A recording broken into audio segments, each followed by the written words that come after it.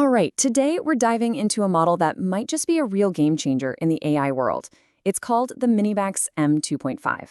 And this isn't just another model chasing benchmarks. It's being pitched as a super powerful, open source tool that's actually built for getting real work done. So let's just kick things off with a pretty bold claim, right? This isn't some minor update. The M2.5 is being positioned as a true contender, one that's ready to step into the ring with the big proprietary players, especially when it comes to something as crucial as coding. In this slide, it basically sums up the entire story. On one side, you've got the expensive, state-of-the-art giants. On the other, you have MiniMax M2.5, which claims to deliver that same state-of-the-art performance, but for almost 20 times cheaper. That price-to-performance idea is the real headline here.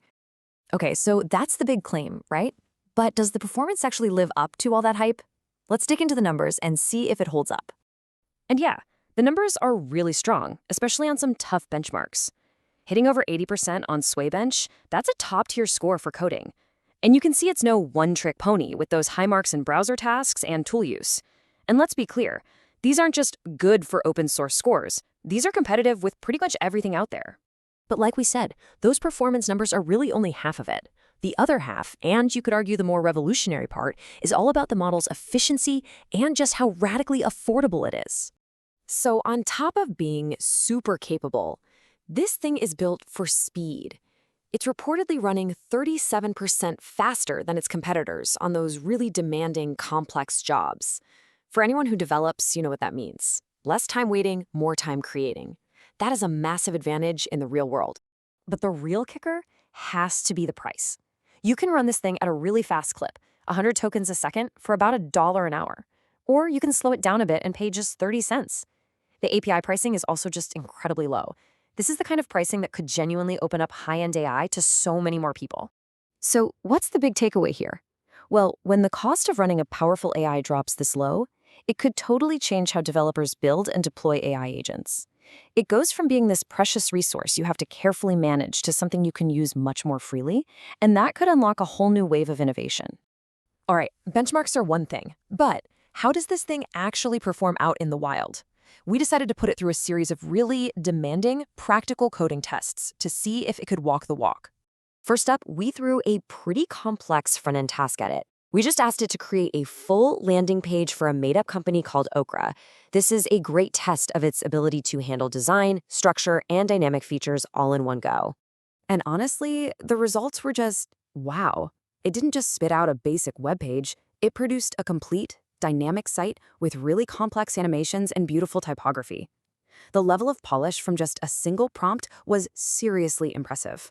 Okay, so after that, we thought, let's really push it.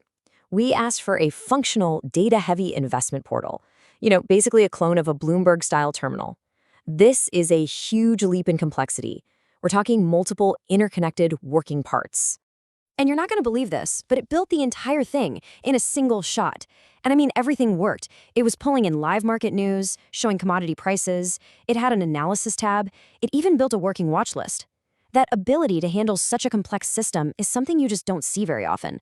For our last big test, we gave it something truly wild. We asked it to mimic an entire operating system, like macOS, but right inside a web browser.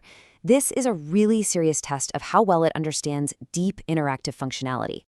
And again, it totally nailed it.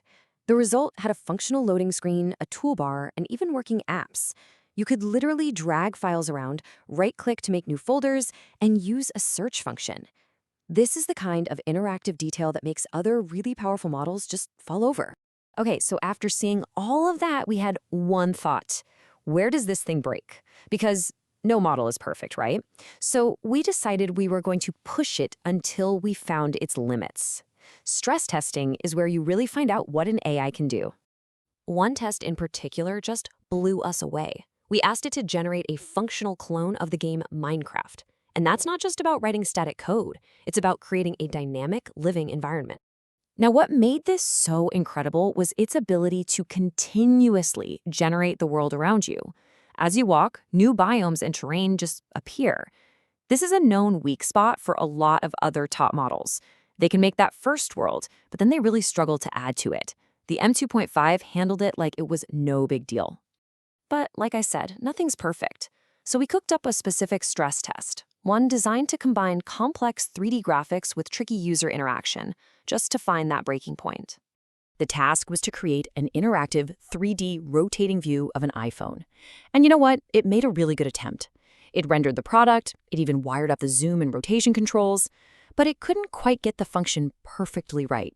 So there it was, our first clear stumble. So, after all of these tests, the huge successes, and that one notable stumble, what's our final verdict on the MiniMax M2.5? Look, the bottom line is this. M2.5 really does seem to be closing that gap between open source and the big proprietary models. And it's not just doing it on paper with benchmarks, but in actual practical use cases. When you combine its speed, its low cost, and its high-level capabilities, it feels like a major milestone. And hey, the best part? You can actually try this out for yourself. Right now, it's available for free through APIs on tools like Kilo and OpenCode, so you can go and put it through its paces on your own projects. And all of this leaves us with one big question. With a model this capable, this fast, and this affordable out in the open, is this the moment that open source finally truly goes toe-to-toe with the giants? Because it really feels like the game